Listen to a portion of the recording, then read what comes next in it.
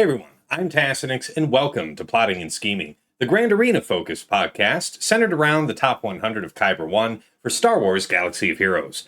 I am joined by most of the regular cast here. Dagger can't join us today. Prior engagement, conflict, so it is what it is. We will miss you, and we will roast you in absentia as the show goes on, I'm sure. However, I am joined by TJ, Sasha Aisha, and Fatal. Gentlemen, good to see you again. Happy New Year. And as far as my week goes, I started off in bracket 2 here with all real opponents. And I had 3 great matches against folks I haven't seen in a while. I'll talk about that more later. But in fact, won all 3. But 2 of the matches was like one of them I won by a single banner and one I won by 2 banners. So incredible fights to talk about this week. DJ, how about you? It was good, man. We still get to say I'm in the top 100, so that we don't have to use thereabouts for me. At least I feel good knowing that. 2-1. Fought some friends of the shows, old guildmates. So fought Boro, fought Jedi Junior. So it was all fun times. And then actually we'll talk about it, but did an oh shit moment, which was awesome and completely my era that you were there a part of, where haven't done it in years and actually pulled it on round 3. Yeah. All right. Sasha Aisha, how about you? How was your week? It was a lot of fun, actually. From a competitive perspective, it was great. It was a 3-0 week with all 3 being real matches, including 2 revenge matches. The last 2 losses that I'd had, I faced those opponents, Herbert and a guildmate of his, and I won those. And then I had a very fun match with our buddy Arsenal in the finals, and pulled that one out. So yeah, it was a lot of fun, interesting learnings, and I felt like some of the defensive viability that tends to bring me the most joy in this game was definitely to be found. So that was, yeah, it was a good week. Looking forward to talking more about that. Very curious. Fatal, last but never least, how was the week for you? How did the plan go? One, pretty much on purpose. I did not have a plan going into this week at all. I was just like, I don't know, man. We'll just figure it out in post. And then round 1, defense phase was ending, and I was just like, look, man. The crons are insane. The R10s are on. The mods are perfect. If not now, when? So I posted like all of my favorite teams on defense. It was just like, I don't give a fuck if I can clear or not. I just want to see if I can stop that from clearing. And the task succeeded failfully because all my favorite teams did not get seen. Period. They were in the exclusive club in the back, and I lost. Which I knew that I was probably going to lose for doing it. I just wished that it was more one-sided, because that I could have very easily won that match if I just distributed power a little bit more, less judiciously. How many teams did you end up shorting yourself that first round, do you think?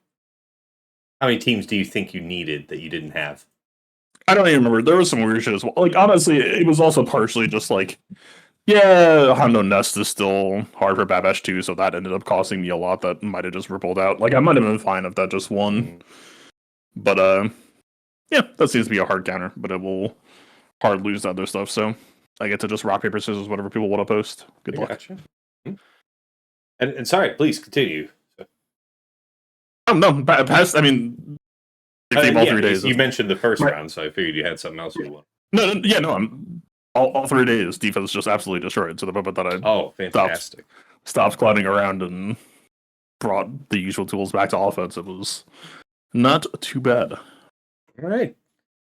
Well, let's dig into the regular agenda, gentlemen.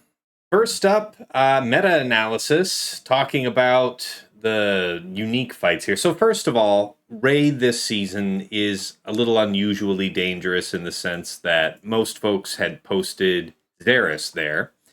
And Xeris not only will revive herself, but because of the long text healer level 6, every character gets to revive once. And yeah, that dissuaded me from using a couple of things, like, Queen, for example. And I ended up settling on Seer Malicos for the week. And I say that because round 1, I had like a Darth Vader Starkiller team hiding in the back. So I didn't have my Starkiller, which I find, I don't run Maul with my Seer Malicos. I use Starkiller instead. And I think in the past I've done Maul. It sounds good. I'm sure it was good, but I really like having it, and I didn't have it. And yeah, so I had to use, in the end, I used Lord Vader against it. And man, I used the Lord Vader Cron that I had reserved with 88% protection, and I want to say like 100, whatever, I want to say 100% armor, something like that. And it should have been just heavier on the damage, I think, because we didn't kill people quickly enough, only killed 3 characters, and wouldn't you know it, used Seer Malicos, Cal, Crew, and Fulcrum to clean it up, so most of that team anyway. That was one. Gas Krex. This was interesting. This was set down with the 5's long text tank crown, right? 5's level 9. And so I had a couple folks on stream saying, oh yeah, I was able to take this out using Gas 501st Mirror. Take either the attack cron or the tank cron, and it'll get the job done. And then a couple folks started very vigorously arguing for, no, take the support cron, because the protection up will be good for Gas, and it'll be likely that he doesn't sit down. I should have known not to do that, because I have my Gas deliberately modded for +0 health to mitigate exposed damage. And yeah, I went with the support and it didn't work. So don't do that. Maybe if you did it this time, do it with the tank cron, do it with an attacker cron. Still sounds like it was going to be, in the best case, 61. That's what I was told. Yeah, I don't know if I'll look forward to doing that again. Also, kind of limit tested my Aura Bosk bounty hunter counter that I'd been using a long time against Gas or Gas Krex. It actually should be doable for me. If I had to do that same fight again this week, I sped up my Aura, and I think if I played it just a little differently, I would have been able to one-shot that. So that was interesting to see that was still doable. Anything else really of note? I will say that the Boba focused Datacron with Jabba, Dengar, Zam, and Bausch is the way I've seen it. That is much, much, much more difficult for JMK. I fought it twice this week. Second time, I brought Lord Vader specifically to deal with it. Happy to report it's the same as if it was just Jabba. It's going to be a clean 65. But I'd love to hear if you guys know what else does take that on cleanly, because let me tell you, JMK I was actually worth did a homework report. That JMK Yeah, is I worth did a like a homework report on that. 57. All right, yes, sure. All right, step No, to the and front so of the is class. SLKR. Yeah. So is SLKR. If you go look at the data for this, it is probably one of the stronger teams right now that is out there, because people are dealing with that. I will say what I saw. That's surprising enough. That's holding it down. That was getting good banners. Malgus led Bane was one of the primary tools that was showing to do pretty good work when you started like breaking it down. It's yeah, because like I said, I started getting into the weeds of all because the data came out early. I'm like, man, this team. Doubt? Like, If you what's the sauce there? Is it doubt? it's got to be just because of the application of the bomb's not really going to matter, and all the things are going to, like it would be with any other Malgus, right? And then you just have Super Bane.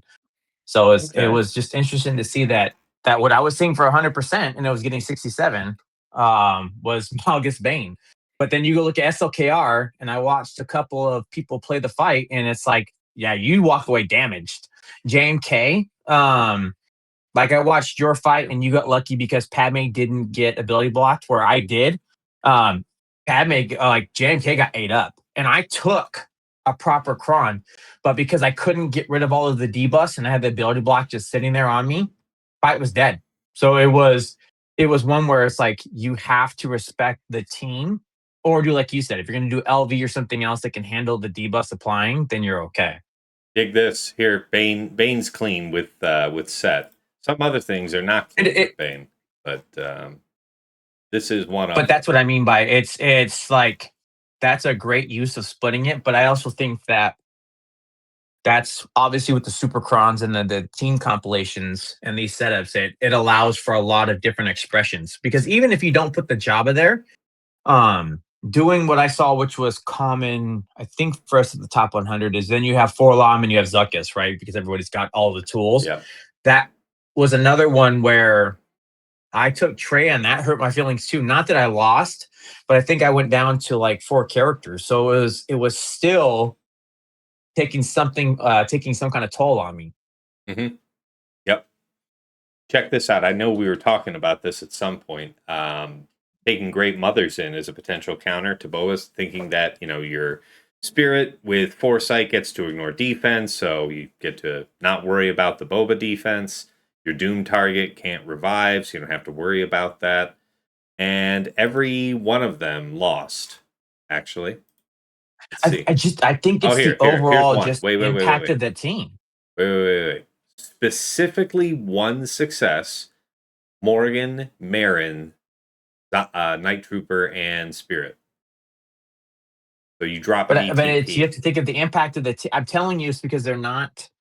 And it's what we talked about, Tass. The amount of times they're attacking you and in the application of all of the damage going in, on top of the bombs, on top of everything else, that overall is just that's that much damage being taken in on top of the Datacron.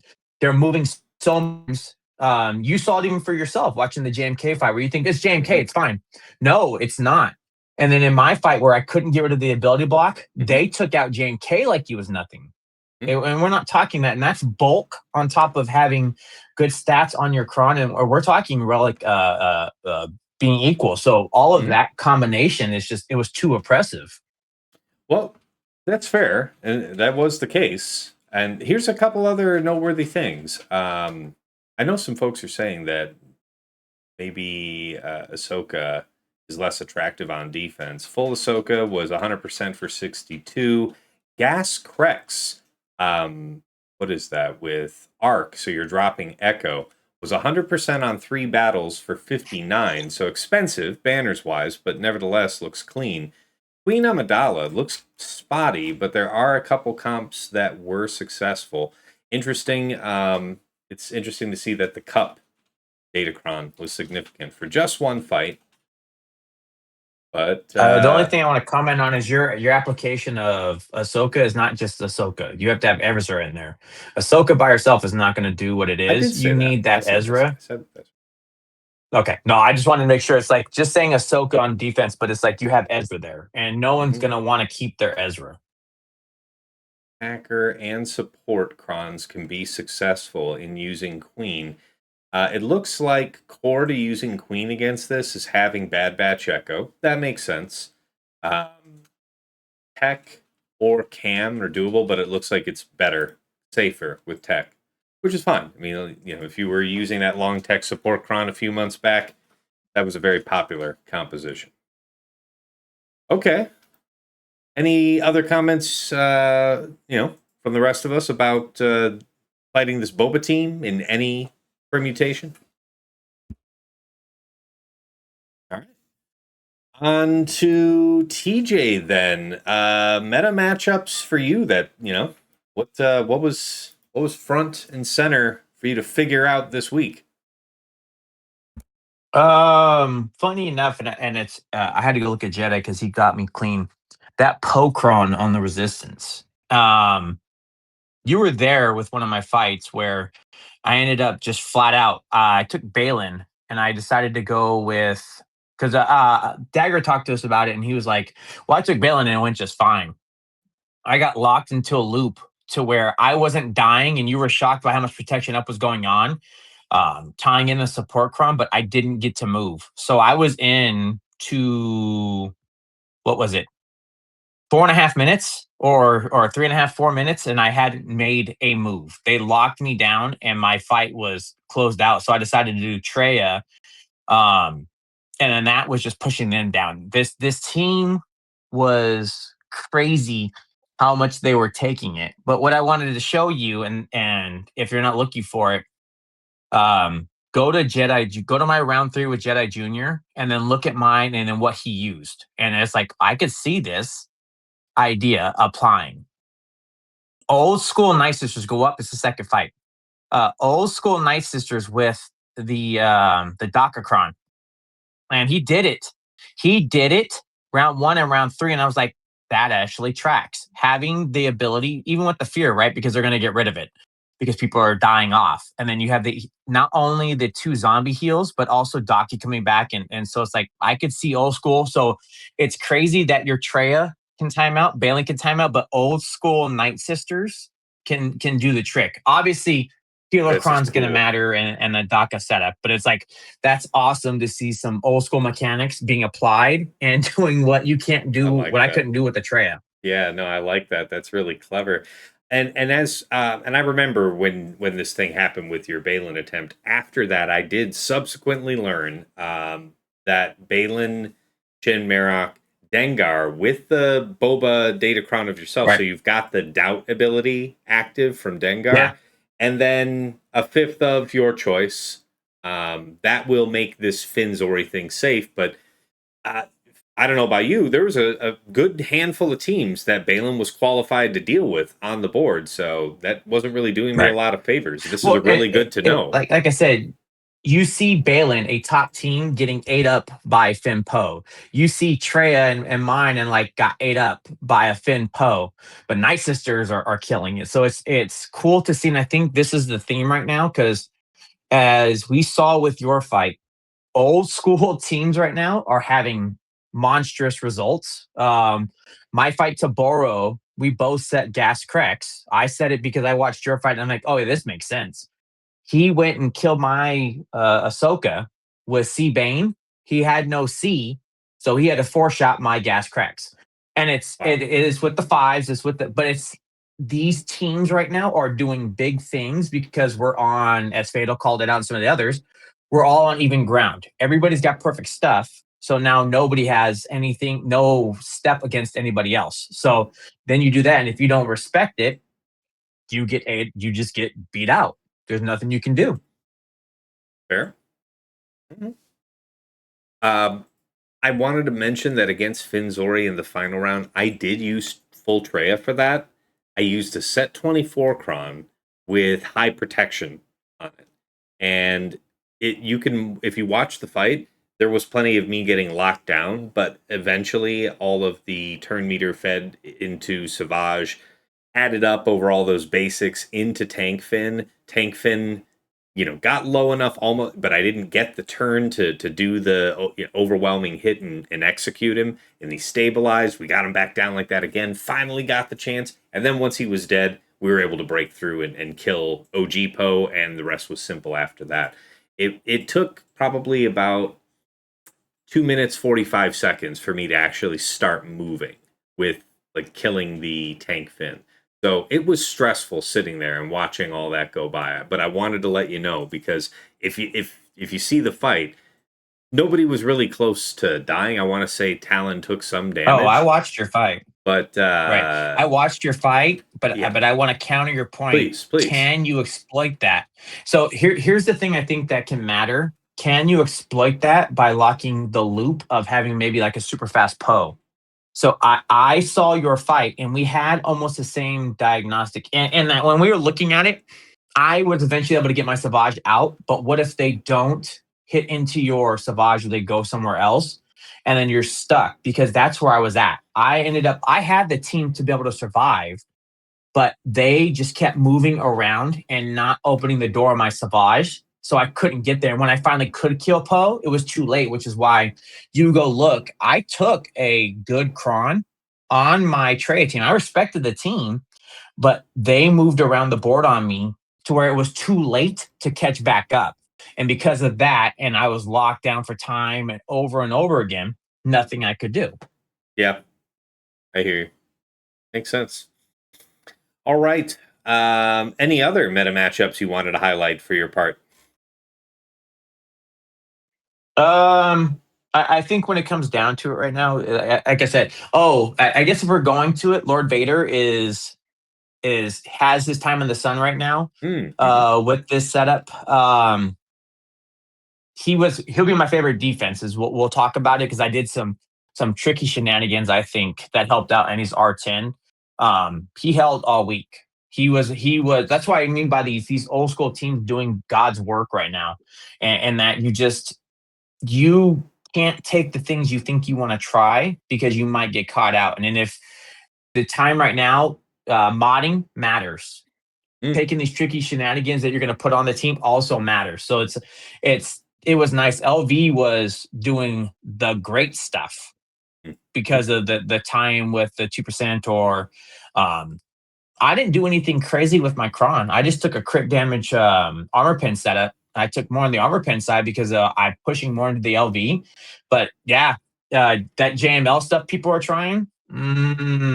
You'll see. They all take it, and it's good players. But this is incredibly impressive, actually, that this failed him because you didn't have any added survivability on your Lord Vader nope. cron, And that's what I and told you. Yeah. and his JML cron has 114% protection and the 25% turn meter. It's all week. JML was getting handed out, and I'll tell you, for anybody else, I talked to you about it, but for anybody else, my key is I led more. Obviously, fell at 10, but take that away. I pushed more into I wanted a million turns, so I want a 595 to 600 speed LV. I still kept his overall health total up to 310. I want 320 if possible, and he's still 12-1 with a crit damage triangle. So because of the relic 10, I'm able to push it. So I wanted my numbers up. So the overarching factor is more turn LV equals bad times for a team. I see it. Sounds good. All right. Sasha, how about you? Your meta matchups that you wanted to highlight from this week. Yeah, so I mentioned when we kind of opened on the week that like I felt like there were signs of defensive viability. I had that across each of my matches. In two of them, it was the familiar Pyro King Hondo getting a hold, and I did mix up my comps at various points. I do keep Quiggold in there and Silvo, but on one of them, one had Brutus and another had Smee. I would kind of mix those two up. Um, and I think each posed sort of different types of threats, but each of them were able to get a hold. And those holds can be really pretty darn impactful, right? Like, I mean, I think at least in one of my matches, I think it was with Herbert that, he had I think a kind of a rough fail on that, and it draws a number of other teams that just shifts the landscape of the board really significantly. Then so that was meaningful. I had another one against Arsenal that I think is worth calling out. We were talking about the Poe Cron. And for me, I actually used it with Afra and Poe, along with BT1000 and IG86. This is a tip of the hat to you, Task, because no one took IG86 up in relics before you. That I believed. uh, Oh, you're breaking up real bad all of a sudden. Oh, you know. Oh yeah, you are okay, just well, I'm trying to get terminated. back to better coverage. There you go. Okay, you can hear me now? Yes, you've come back. All right. All right, wonderful. But that IG86 level of the Datacron is remarkably impactful. Like him being able to inflict death mark left and right, his survivability is majorly increased. So yeah, it made a difference. I got a hold against Balin. It was not a Balin with Dengar. Arsenal was using Dengar on D, so I'm sure that would have turned the tide. But yeah, I feel good about that. The other thing, this is just kind of a closing of the book on a comp that I'd long liked, the Star Killer, the Dooku, Kron, and all that under a Riva lead. And at least for me, I'm going to be using Stranger for Star Killer, and so I did set that. Didn't get me a hold, but that was one that I would long been kind of wary of, just because you can feel like you go into a back wall with really powerful counters that, like, let's say you've got, oh, I'll have Leia or I have, JMK, but that Reva lead and all the death marks that it can generate can be really tough. But so didn't turn the tide for me, but it was part of what I wanted to be able to set. And yeah, those are the ones that I'd say really got my attention. I was wary of taking on an LV R10 LV, but I was able to have a Bane set combo that worked really smoothly. I took my Bane to R10 prior to lock for that week, Very nice. and I'm glad I did. It melted LV pretty reasonably. So yeah, those are probably my top level notes. And I see you employed the Jawacron. I was wondering where and if this would be seeing service for people this season. I like that. All right. Yeah, we have such strong crons right now that I was looking at things like the Jawa cron or Iden that are wonderful stat sticks, but this is the first time I'd say in forever that like we've just been drowning in stats, right? Like we have so Yeah. many options. But yeah. Oldie but a goodie. Nothing wrong with it. All right, Fatal. How you doing over there? What are the meta matchups that really stood out to you this week?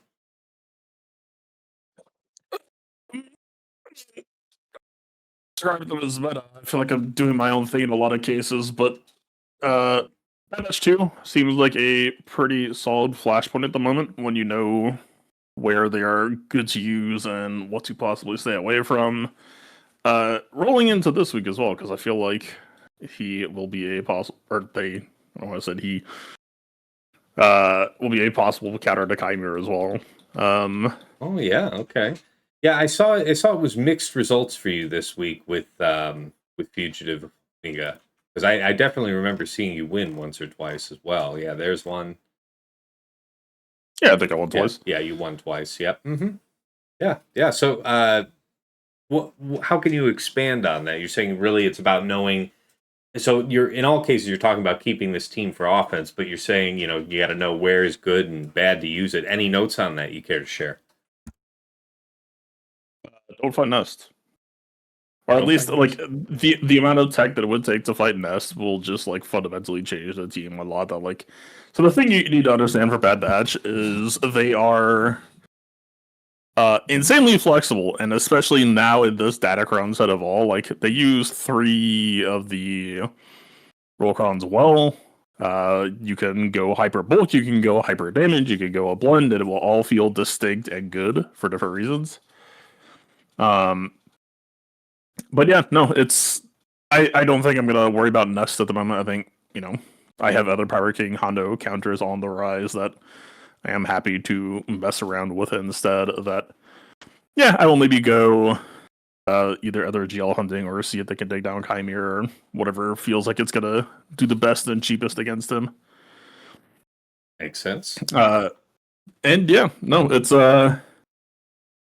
I think Bad Batch is probably the hardest squad to use while in the game at the moment. Like, certainly there's kind of like Night Sisters versus Jabba back in the day. There's plenty of like tweaks and lessons to learn over time, and like, the meta shifted slightly, so now I need to adjust the team for this to, ensure that things are chill. But really, I would also shout out the rise of Armor Pen Grons for me for Bad Batch. I will say this confidently. Bad Batch 2 is the first squad that actually makes Armor Pen Grons look capital G good. And the reason for that is because most units in the game have god-awful Armor Pen. But there was a point in time in circa 2021, 2022 when CG decided, hey, we're going to start creeping up the armor stat. You will probably famously know it from Dark Trooper. But a few months earlier, or later, I don't remember which, a character named Omega rolled along. And CG said, hey, she does high single fire damage. and everyone made fun of them for it. This character has 416 base armor pen in a team that infinitely stacks crit damage and offense. In a team that once every 10 turns hucks a spear that says double your armor pen. So, if you have a character who hypothetically could have a Datacron that makes them have I don't know, say over 2,000 base armor pen, and then every time Hunter hucks a spear, that's another 2,000 armor pen. You huck 2 spears, and the concept of defense ceases to exist. Could we then say maybe that the character with infinitely stacking crit damage and offense that ignores defense entirely, like the days of old, might be doing high single fire damage as she's one-shotting Pirate King Hanbo? Perchance, might be cool. That is pretty neat. It is. It is rare to appreciate high base armor penetration days. So yeah, it's right. This is also why I feel very confident for Bad Batch going into the future. Is it feels like, regardless of what the Datacron meta is, they can very easily get value off of bulk, they get value off of LSTN, they get value off of amp bag. Just throw in whatever, man. They get value off of bulk stats, they get value from armor pen, they get value off of CD.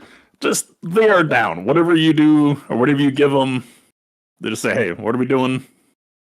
All right, I'll make it work. And that's been very, very fun to see all the ways that it can apply it. I appreciate that. As far as other meta matchups you wanted to highlight, I mean, I'm just seeing here in front of me, I appreciate you experimenting with Gar ISC versus a full gas 501st with the aforementioned Fives Cron. Any tips on why that one went just south a minute in? They just aren't built well. They were on tenacity mods in a scenario where offense was very necessary. That was day one. It was. No, I would have tried it the same. I might even try it this week. I don't know which cron I'd use necessarily, but I'm asking honestly because I might have tried this. Okay, fair enough. I mean, to me, I was very confident going in that was probably not going to work. Okay, yeah. Yeah, just broadly because of looking at the bulk on the gas cron, plus the protection, plus the crit damage. Just well hybridized. It's a lot of bulk to have to chunk through, but the crit damage is also putting pressure on you. That, yeah, it was just very unlikely to end successfully. I think, if I remember right, I think Fives died. Progress was made. But I backed out because I wanted to be able to do more fights against full gas rather than... Yeah, I remember the Wampa, the subsequent Wampa. That did not pan out. Yeah, no, there's a lot of stuff that I could talk about, but I don't know if I would really call it a meta matchup. I was more so, if you look at my defense and you just scroll through all 3 rounds, there is plenty of shit to see, but I don't know if I would say it's I mean, I can maybe talk about Leia, but I don't know. I don't really have a strong feeling on it yet. Yeah, I think the spirit of talking about the meta matchups would be if when it is kind of a new meta fight, or if it is something that's familiar, something new that you're able to do against it. Maybe I think that meets it on both sides. So. I could just rapid fire off stuff that did well on defense. Sure.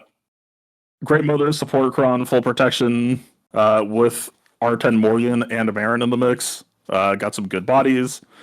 Yeah, just really trying to triple down on the whole unpleasantness of whatever the cheapest Great Mother's counters could try to get through in the past. Yeah, that went well. Leia had a lot of holds. I think in match 1 I tried without R2, and the idea was that it would be Leia support cron with Captain Rex as the only support. So, Captain Rex being a guy who is decently inclined to survive would kind of be the linchpin that, would annoy you to have to kill him. Mm-hmm. But then in round 2 and 3, I guess I put R2 back in, and the R2 version is the one that got a lot of success. So, sure. Yeah, I was surprised that you would do that, but yeah, I mean, it worked for you anyway, so. I mean, the R2 has a lot of durability. It's not like he's necessarily easy to take out either, I guess, for what that's worth. Yeah. Yeah, got holes to Bane, got holes to a bunch of GLs.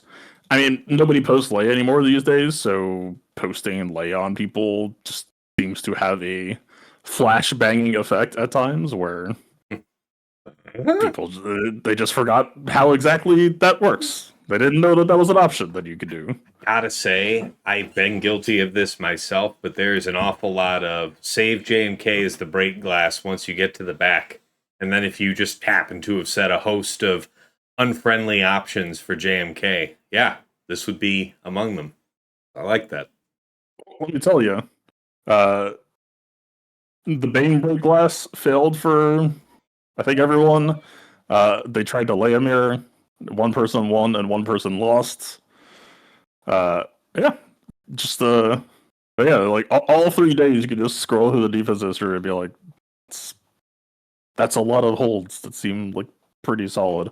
Balin with L3 Zalbar plus Tankron had some pretty great results. And high crit damage you put on this. This is maybe not an intuitive combination of abilities and stat, but nice for this particular team. I don't know if it was crit damage in round 2 and 3. Let me check to confirm. Oh, it was. Gungans won in round 2. And I might push them back to bulk. Yes, they just used JML to be safe in round 3. I don't know. The crit damage, I mean, it seemed to get some decent value over at Amidala. The Amidala timing it on L3 is kind of crazy that I don't know if they just played slow or if there's some unforeseen consequence with tank crons that like allowed L3 to just be a piece of shit. Yeah,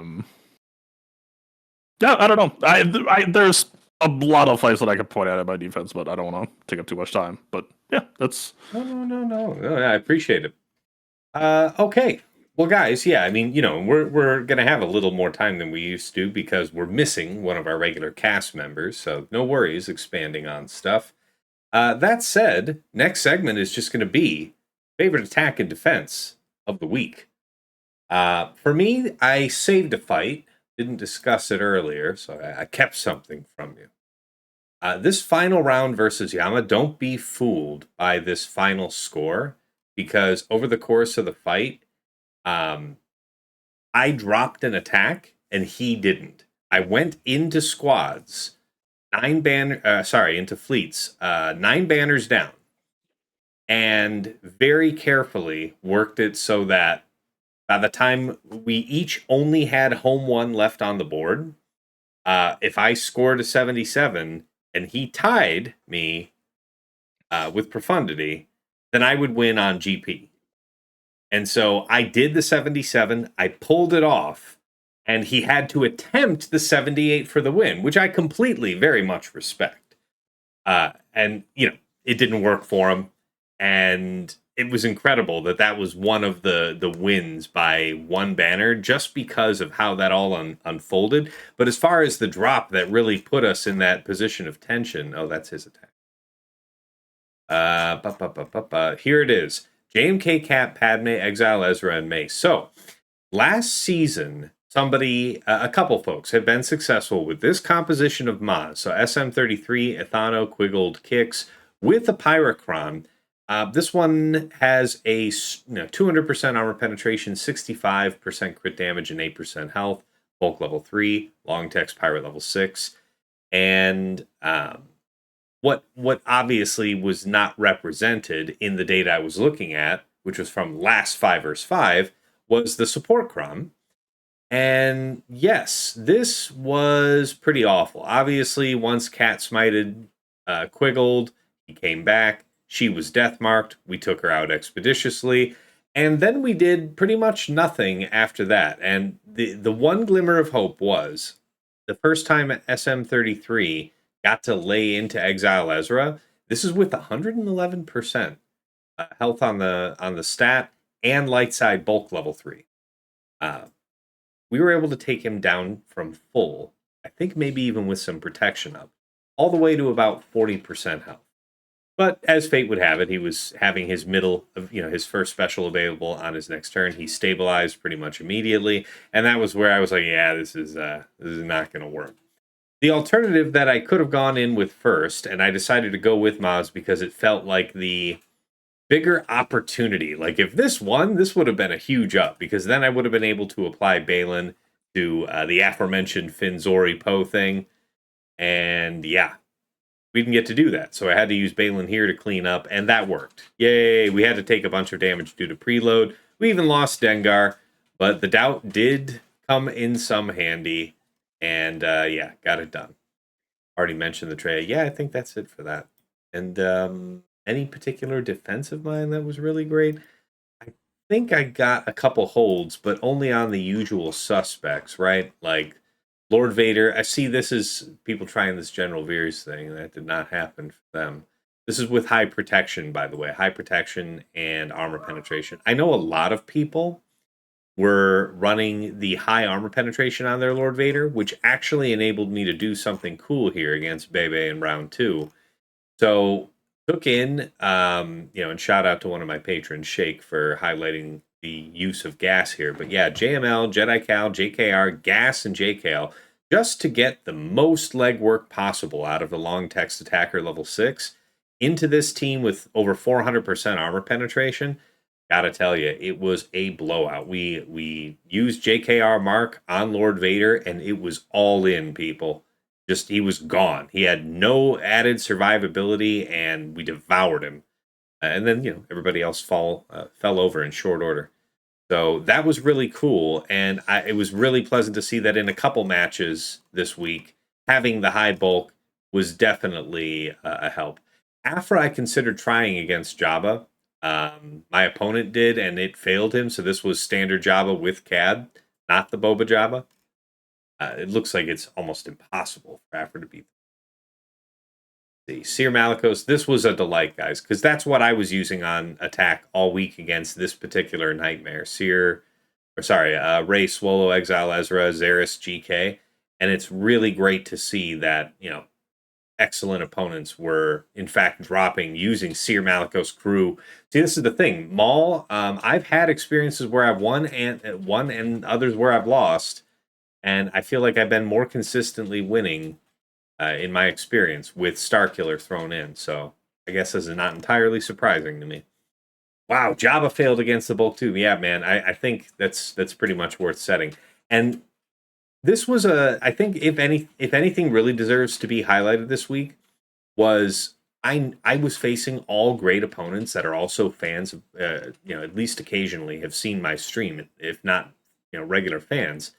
And yeah, I had to switch things up all the time because, of course, I expect that they'll watch my old VOD from the previous day. It's publicly available. There's nothing wrong with that. But I have to know that, right? So I was rotating stuff like a madman this week. And I think that did more for me than anything else that I could really highlight. TJ, favorite attack, defense? What single thing, couple points, jumped right out to you? Yeah, using Great Mothers on the Ahsoka felt good. A la, we didn't need to. I didn't need to change up anything. The setup stayed the same. If you want to go to round 1, that was the bulk. They went super bulk and healthy on their tank cron, and I pummeled right through it. Yep, no problems. Did need to make some adjustments to the fight. Second round with Boro, he set up a support team, but again, Great Mother. So it was cool being able to use the old school methods, and it's still doing the job you needed to. So if you're not setting the speed on your team, Great Mother's still going to do the God's work and making sure that it goes down. Okay, so yeah, here in the previous round, that was they didn't have turn meter on the Ahsoka, and you were able to eat it up. Yep, that's right. It was both. So interesting though that you were able to win, but it was a little rough in the sense that it was a 59. Do you think there's anything you might have changed or chosen differently to smooth that out? Different positionings on some of the things, because obviously the support setup was there, right? So you know what they were trying to accomplish. Yeah. 2 or 3 moves I probably would have adjusted to bring. It still probably would have pulled into the low 60s, but losing Night Trooper was unfortunate. But again, I was able to bring it right back in. So Okay. that felt really good. Dig that. And then the other one with the Crons that made it fun, and I know you watched it a couple of times. Sir Malikos on Pirate King, even with the Hondo, just destroying them in a minute feels so satisfying. Just watch the team just fade away, and the rocks literally destroy entire teams. It's awesome. It's I'm extremely envious because I think the one time I've done it on stream, obviously Malikos was immediately kidnapped. Right. Obviously.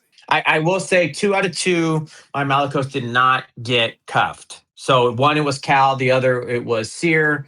But it's just a lot of fun, dude. The seeing stuff just go away, including GLs, is just hilarious when there's nothing left but Pirate King just standing there.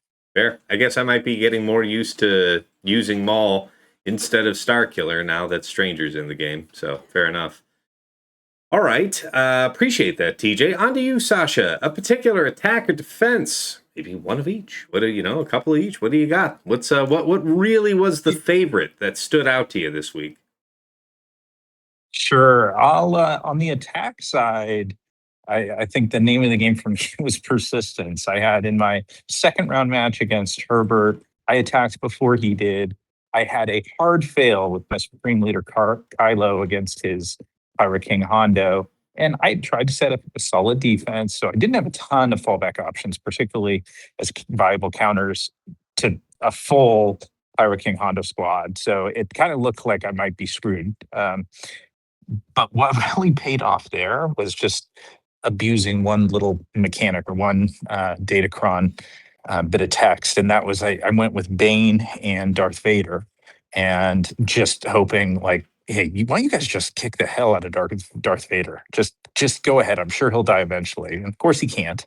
And it allowed my Bane to hang in long enough to kill a couple of sides. And so this is not a story or learning about how to get a 65 against a galactic legend. It's how to, basically snatch some modicum of self-respect out of the jaws of defeat there, because I was looking at just getting hard stopped if I didn't break that squad down, which fortunately that exploit of the Darth Vader will not die mechanic allowed me to do.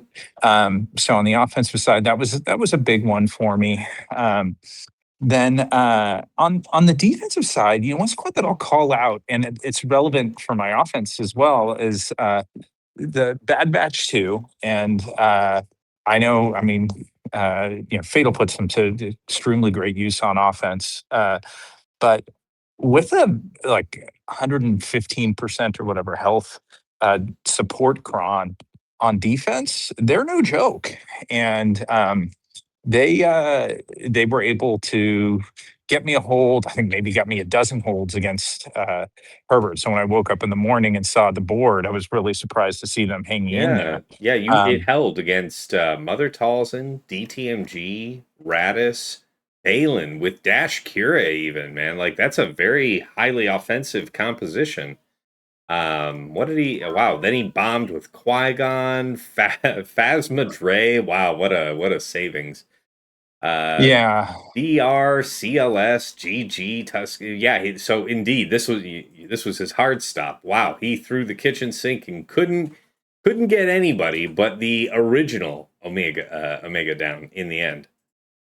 that's right. I'll tell Terrific. you, with the spoils of victory for me there, were that I did not have to do a single fleet battle in that match, so I left fleet untouched, and that was my just reward. But yeah, so those were the two. I did, we talked earlier about the Boba comp. When that was set against me without a Java on it, I tried just sort of the full Malgus. And there's enough damage coming out there that I lost DSF and DR. As it turns out, I think it's very doable without them. But it cost me banners, and I did not see a Boba with Jabba, but I was wary of them. I knew it was a thing. Fair. And yeah, so I think those were the big consider. I tried to set QA on defense. That's another one that I would have high hopes for, but I set a poor selection, a poor comp. I did GMY and Cam, which is great if they're going to use Bane, but is awful if they're going to use the cheaper alternative of Treya. And so that was beaten up by a Treya squad. I just had kind of assumed he may not have his Nihilus. But so I tried to set QA and it died cheaply and ineffectively. But yeah, Wow. those were my big ones. And yeah, it was like I said, a fun week overall for me.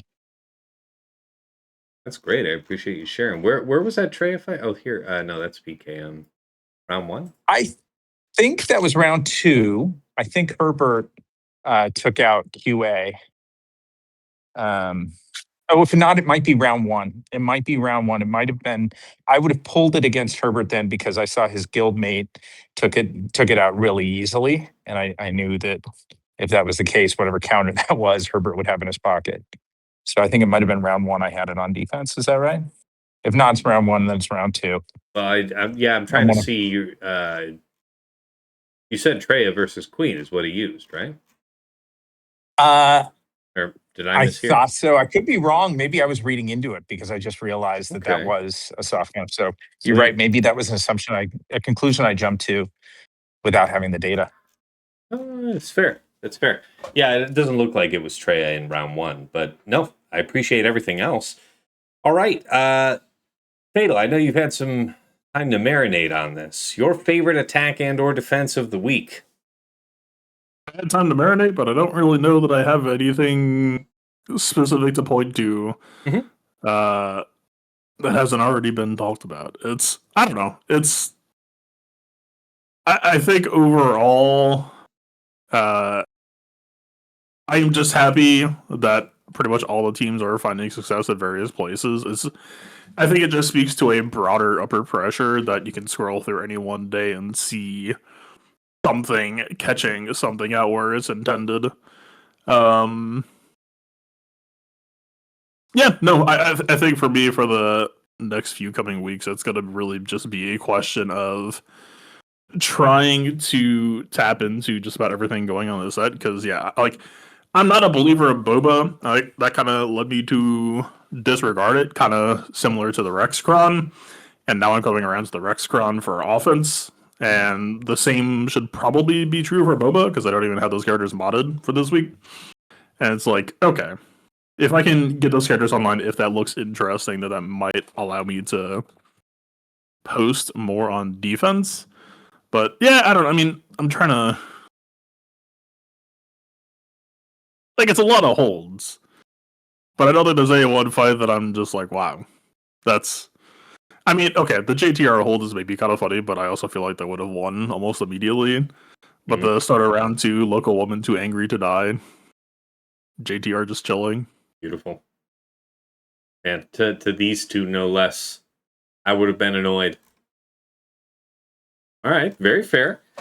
Yeah. Gosh, I'm trying to think about anything else that I might have forgotten. Yeah. Gungans. As far as great applications of Gungans this week against a Kelleran JMM team, against normal JMM team. I know folks have done it against normal Java. Somebody did it to mine. So wouldn't overlook that. Of course, anything that was like the Darth Vader Star Killer I saw in round 1, that's free food for it. Saw was a flex, depending on whether or not I expected JMM.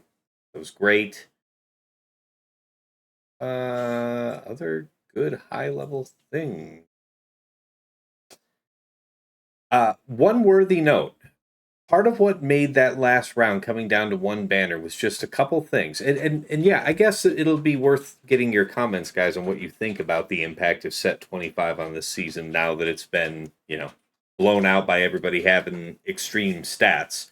But going against the Ahsoka team with Watt, if you're going to use Leia, don't be like yours truly and save your Leia ultimate until after you have killed Ahsoka the first time. Everybody else is dead. You kill Ahsoka. She pops up.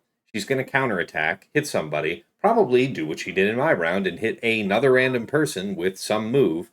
And that's how you lose 2 banners at the end of the fight that you didn't have to lose if you just saved the ultimate to close it down on that second life. So be mindful of that. And yeah, guys, set 25. I'm still not really happy with what has happened overall, and I am still looking forward to the extreme nature of this situation to be behind us. But that being said, as all of us have more or less observed, people are dropping. We are dropping. Folks are dropping. And that is something that has been rare for months now to have multiple drops on a board in 5 versus 5. So, what do you guys think? Just an overall thought on just this week. Yeah, I feel strong. It's weird because I feel strong, but I also feel like I have no idea what I'm doing, and like I feel like I'm not using a fraction of the potential of this set, and I am just spread extremely thin at the moment. That I just need to be able to like take a Saturday or a Sunday and just like sit with shit and like really hammer this out because we are in week 2, but I think we are thoroughly looking at 5 more weeks of this dynamic. Set 26. I mean, knock on wood, right? It's like we could say some shit like, what's set 26 gonna have that would make it? And it's just like another Great Brothers Cron. Could like easily happen, but Yeah. probably I imagine this is going to be. This is the set 25 is the TFT set. This is the we are in the roll cron era for another 2.5 months. And so, yeah, I think I just need to find some time this week to really just like hammer out everything. Like, yeah, the lead up to log day just did not work for me today. I was just overloaded, overwhelmed. Just like, this is too much to think about. I just cannot contain all this. And I think we just got to chip away at it bit by bit this week to. Yeah, try to get everything online. Try to make sure I'm doing everything because right now I'm certainly not. Fair.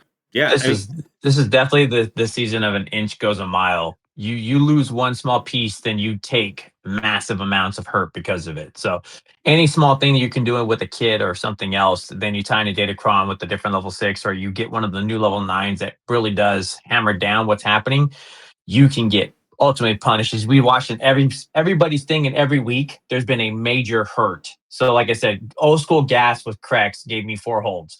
You're not seeing that anywhere else. And now in this season, we have infinite rolls like you do your mods. And that's where it's like you're going to go at the end of the week. You should be looking at your homework, seeing what happened, and then adjust your crons and your mods accordingly. I know I did that for 2 hours. I was re-rolling to another couple thousand rolls. So I went from 39 to 59 because I took some of the things I looked at. I was like, oh, I'm missing this. And this was a glaring hole. And all of these crit damage crons are phenomenal until you go against Jabba, who loves you doing that. So it's like, guess what? I got to adjust. So it's cool to see.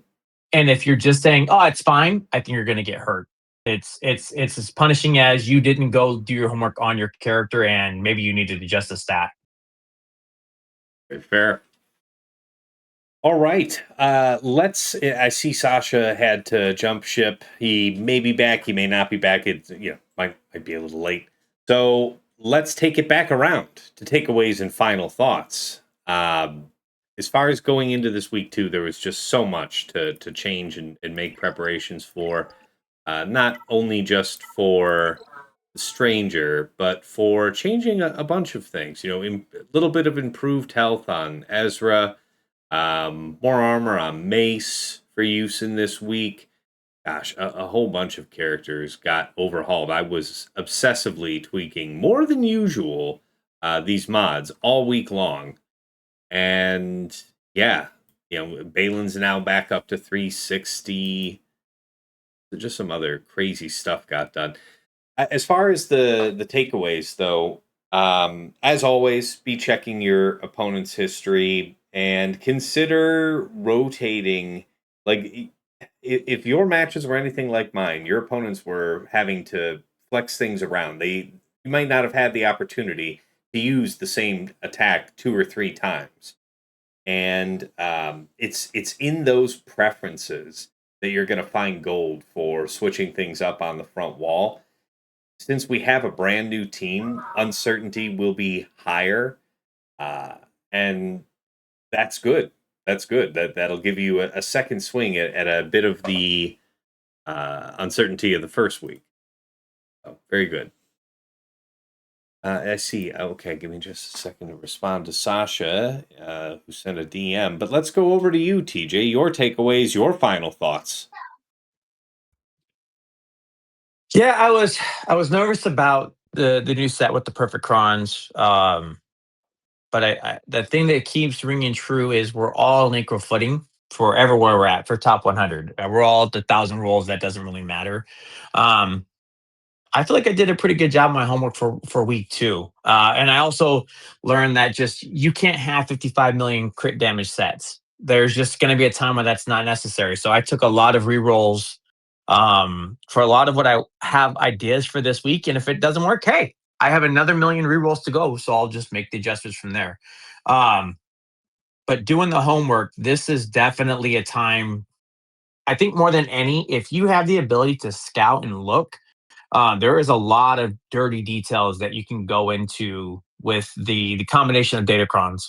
And even the FDCs, I think need to be looked at. I saw some amazing things Fatal was doing with it. Against, he talked about Pyro King not feeling thunder, but it's just like, man, these FDCs are really good. And they have a lot of merit that they can be used and to do a lot of stuff, offense or defense. So I just take account into that. I think there's a lot of fun to be had if you're willing to just put in a little bit of work. Great. Fatal, what do you have? What are you synthesizing from the lessons of week 1? I'm just riding the wave, man.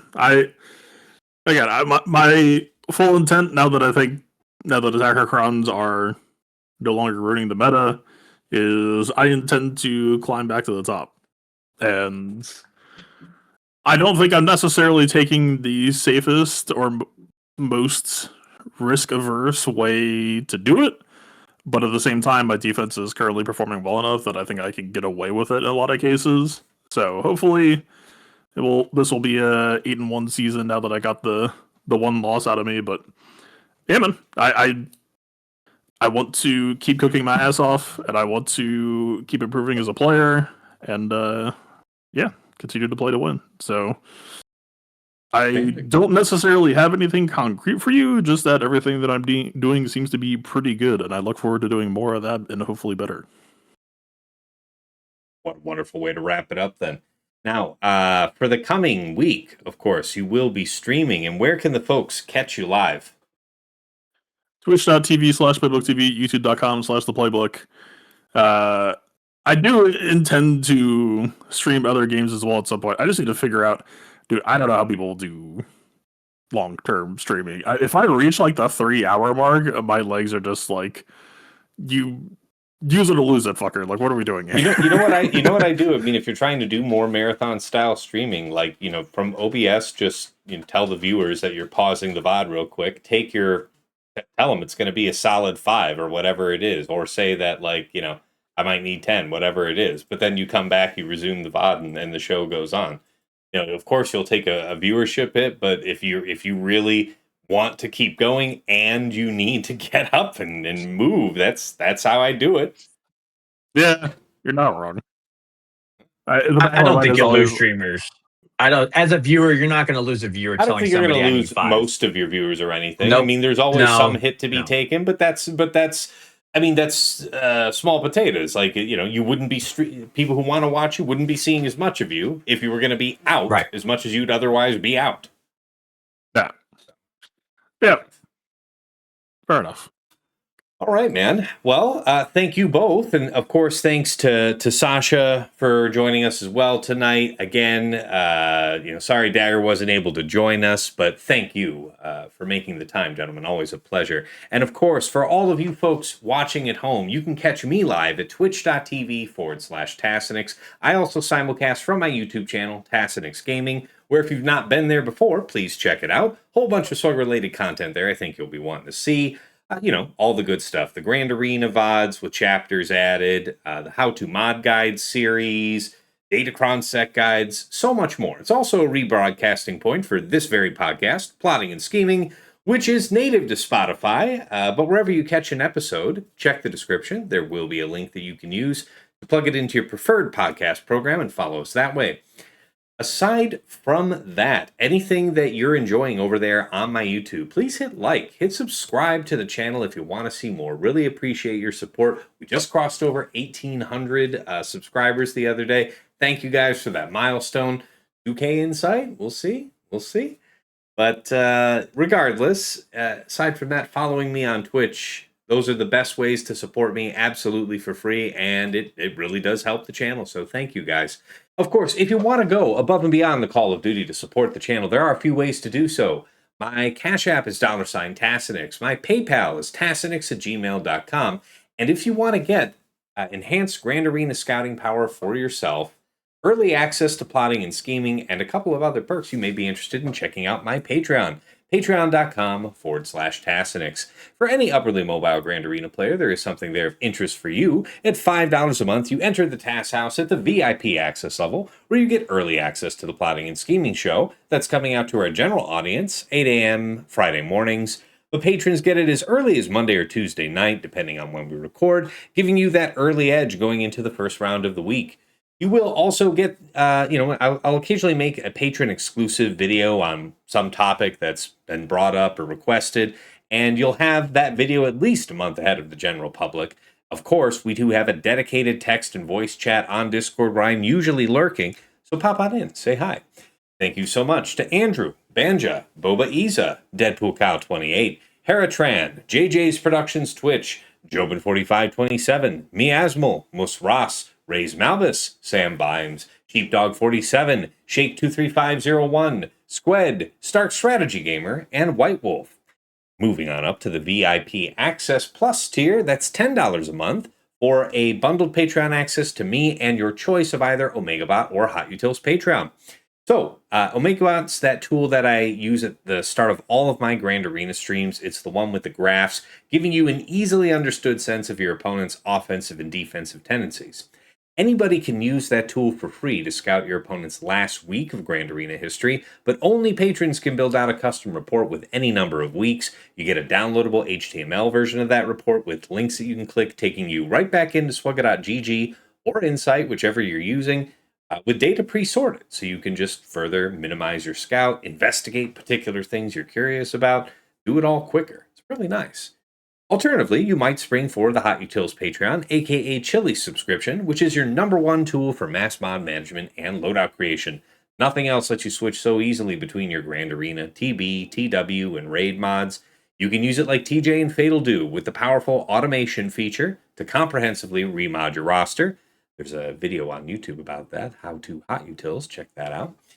But aside from just that feature, there's a whole bunch of cool things tucked in, like helping out your guild in TW, slicing through hundreds of mods in seconds, opening up all of your bronziums, no matter how many, in basically an instant. Whole bunch of great stuff in there. So, no wrong way to go at VIP Access Plus. Thank you so much to Aussie Mike, Darth Solea, Esh Satnakam, JJ's Dad, Rick Rack Paddywhack, Ganroth, Gates, Mr. Tony, Revenite, Single Malt Jedi, Snack Attack, Striker, Supermart, Trouble Fingers, and Zoltran.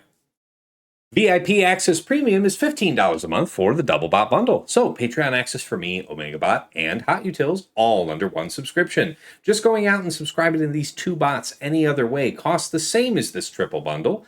So that's why so many of my patrons say it's one of the best values in all of Swugga. Thank you so much to Argots, Bjorn, Big Ninja, Depressed Wampa, Darth Link, General Milan, Wheatsea, Ivanek, Johnny B. Ottawa, Kev, Mini GK, Pills, Rawling, Saldag, Sir Boss, Sophus, Sprizzle, The Lost Swamp Rat, Wilco, and Bane. At the top of the list in Jester's Club Elite, the one, the only Nomad's Reaper, this madman joins streams, blows out hype trains on his own. He's done it many times over the years. Thank you so much for the generous support, sir. And of course, Pills, who has likewise popped in usually towards the end of my streams and just starts going crazy. 10 subs here, 100 subs there. You never know what quite to expect, but it is all very much appreciated, Pills. Thank you. Of course, special thanks first goes out to the Lost Swamp Rat, one of my patrons who's gone well above and beyond the Call of Duty, helping me troubleshoot all the, OBS and Stream Deck and IT-related issues on the back end, helping me save time doing what I love doing here with you guys. So thank you, Juan. To Mrs. T, my wife, thank you. Yeah, thank you for all you do in the background, whether that's bringing me something to eat or drink on stream, or, just keeping our daughter from tearing the house apart while I'm trying to be halfway decent at a phone game. And of course, again, to my co-hosts here on Plotting and Scheming, Dagger, TJ, Sasha Aisha, and Fatal. Gentlemen, as always, it is a pleasure and a privilege to record our show together. This week was no exception to the norm because I learned a whole bunch of stuff just through, our normal conversation here on the show. So I can't tell you how much I appreciate you guys making the time despite the pressures of work, family, raising kittens, whatever the case may be. Thank you. Because, whether or not we are all learning from each other, the viewers are getting stuff from us all the time. It is rare that a day goes by that I don't get some type of comment, a DM, something, thanking us for our discussions because they applied something in their round and it won them the day.